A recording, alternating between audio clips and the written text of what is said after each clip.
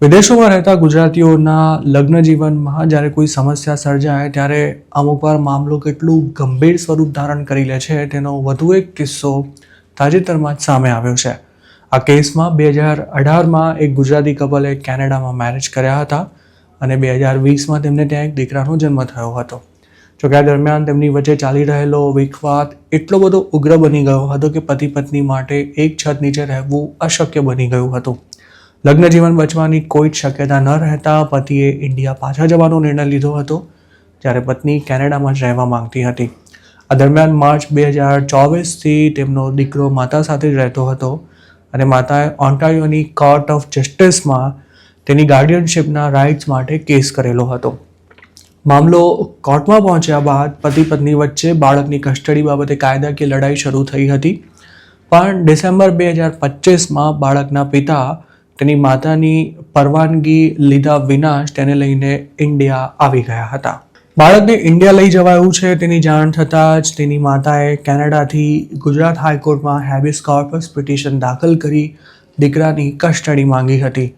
તેમણે કોર્ટમાં એવું પણ જણાવ્યું હતું કે કેનેડાની કોર્ટે પોતાને બાળકની લીગલ કસ્ટોડિયન જાહેર કરી હોવા છતાં પણ બાળકના પિતા કોઈ જાણ કર્યા વિના જ તેને લઈને ઇન્ડિયા ચાલ્યા ગયા છે.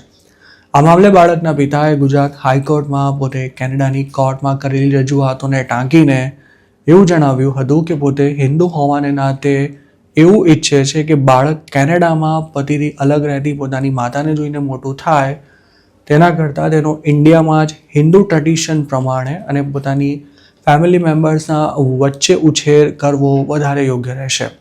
જોકે ગુજરાત હાઈકોર્ટે આ કેસમાં બાળકના પિતાએ કરેલી દલીલને નકારતા એવું જણાવ્યું હતું કે બાળકની માતા તેની કાયદાકીય કસ્ટડી ધરાવે છે. વધુમાં પતિ પત્નીને જાણ કર્યા વિના જ બાળકને ઇન્ડિયા લઈ આવ્યો છે અને હાલ તે તેની ગેરકાયદે કસ્ટડી ધરાવે છે. આ સ્થિતિમાં બાળકને તેની માતાને પાછું સોંપી દેવું જોઈએ. ગુજરાત હાઈકોર્ટે આ કેસમાં બાળકની સાથે સાથે તેનું OCI કાર્ડ તેમજ પાસપોર્ટ પણ તેની માતાને સોંપી દેવા માટે જણાવ્યું છે, જેથી બાળક પોતાના નાના નાની સાથે કેનેડા પરત ફરી શકે. કોર્ટે એ વાતની પણ ખાસ નોંધ લીધી હતી કે બાળકનો કેનેડામાં જેટલો સારી રીતે ઉછેર થઈ શકશે તેટલી સારી રીતે તેના પિતા તેને ઇન્ડિયામાં મોટો નહીં કરી શકે. આ ઉપરાંત બાળક કેનેડામાં જ જન્મ્યું છે અને અત્યાર સુધી ત્યાં જ મોટું થયું હોવાથી તેને ઇન્ડિયામાં અજાણ્યા માહોલ તેમજ લોકો વચ્ચે રાખીને ઉછેરવું યોગ્ય નહીં કહેવાય અને આ સ્થિતિમાં સૌથી વધુ ભોગવવાનું બાળકને જ આવશે. કોર્ટના આદેશ બાદ હવે બાળકના પિતાએ તેની કસ્ટડી માતાને સોંપવી જ પડશે અને જો તેને જોઈન્ટ કસ્ટડી જોઈતી હોય તો ઇન્ડિયાને બદલે કેનેડા રહેવા જવું પડશે, કારણ કે જોઈન્ટ કસ્ટડીમાં બાળકને ઇન્ડિયા લાવવું ખૂબ જ મુશ્કેલ છે. હજુ 2 મહિના પહેલા જ આવા અન્ય એક કેસમાં ઓસ્ટ્રેલિયા રહેતા ગુજરાતી કપલ વચ્ચે વિખવાદ ઊભો થતાં પત્ની પોતાના ટ્વિન્સને લઈને ભાવનગર સ્થિત પિયર જતી રહી હતી.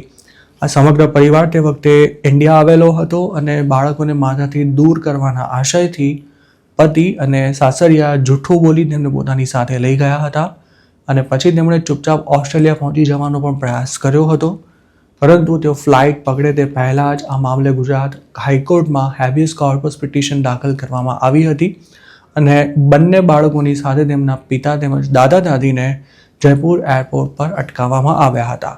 કોર્ટે જ્યારે આ કપલને એવી પણ સલાહ આપી હતી કે તેઓ બાળકોના ભવિષ્યને ધ્યાનમાં રાખી પોતાની વચ્ચે ઊભા થયેલા મતભેદને દૂર કરવાનો પ્રયાસ કરે.